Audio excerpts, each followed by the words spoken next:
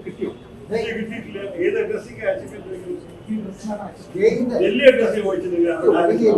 ഞങ്ങൾ വീട് കൂട്ടിയിട്ട് തിരിച്ചറിഞ്ഞിരിക്കും. കിട്ടിയിട്ടില്ല.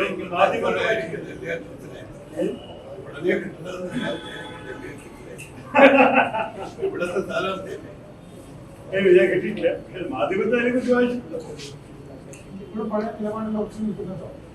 ഞാൻ പറഞ്ഞു, ഞാൻ എവിടെ നിങ്ങളുടെ കാൻസെപ്റ്റ് എവിടെ പറഞ്ഞിരിക്കുന്നത്?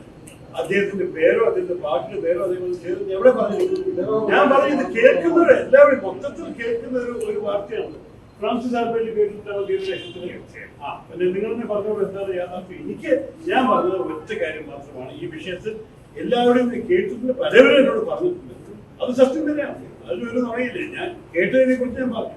പക്ഷെ ഞാൻ ഒരിക്കലും ആ ആരോപണം എന്റെ ഭാഗം വന്നിട്ട് ഞാൻ ഒരിക്കലും പറഞ്ഞു എന്തെങ്കിലും തെളിവുണ്ട് ആരും എനിക്ക് പൈസ തന്നിട്ടില്ല. BJP ആൾക്കാരിങ്ങനെ പറയുന്നതിനെ സംബന്ധിച്ചു ചോദ്യം ഇങ്ങോട്ട് നോക്കണം. ആ കാര്യം കേട്ടതിന് ശേഷം MP അത് തീരമേഖലയിൽ അന്വേഷിച്ചതിനകത്ത് എന്തെങ്കിലും ഒരു തീർപ്പെത്തിയിട്ടുണ്ടോ? ആളുകൾ അങ്ങനെ പറയുന്നു. ആ വാദം കേട്ടതിന് ശേഷം നാട്ടുകാർക്കിടയിലുള്ള ചർച്ച കേട്ടല്ലോ, ഇത്തരത്തിൽ പണം നൽകി വോട്ടർമാരെ സ്വാധീനിക്കുന്നുള്ള ചർച്ചയുണ്ടെന്നുള്ള അത് ആ മേഖലകളിൽ അന്വേഷിച്ചപ്പോ ശരിയാണെന്ന് ബോധ്യപ്പെട്ടിട്ടുണ്ടോ?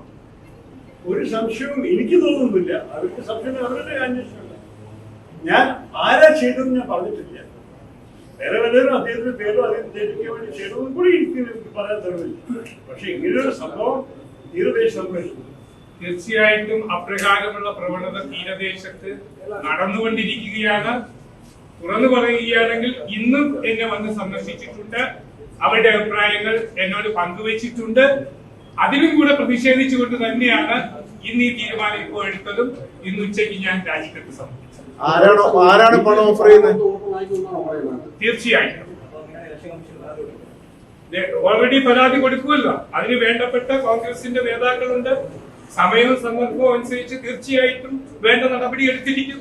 തെളിവുകൾ വരട്ടെ, സംസാരം മാത്രം പോലല്ലോ, അതിനുള്ള തെളിവ് വരുമ്പോൾ കോൺഗ്രസ് തക്കതായ മറുപടിയും ആക്ഷനും എടുത്തിരിക്കും. അതായത് BJP നേതാക്കൾ തീരമേഖലയിൽ പണം നൽകാൻ തയ്യാറാണെന്ന് പറഞ്ഞ് സമീപിച്ചിട്ടുണ്ട്. തീർച്ചയായിട്ടും ഉണ്ടല്ലോ, ഇന്നും സമീപിക്കുകയും എന്നെ പലരും വിളിക്കുകയും ചെയ്തല്ലോ. അതും പറഞ്ഞു. ആരാണ്? അതൊക്കെ വരും കാലഘട്ടങ്ങളിൽ സമയമാകുമ്പോൾ നിങ്ങൾ അറിയുന്നതായിരിക്കും.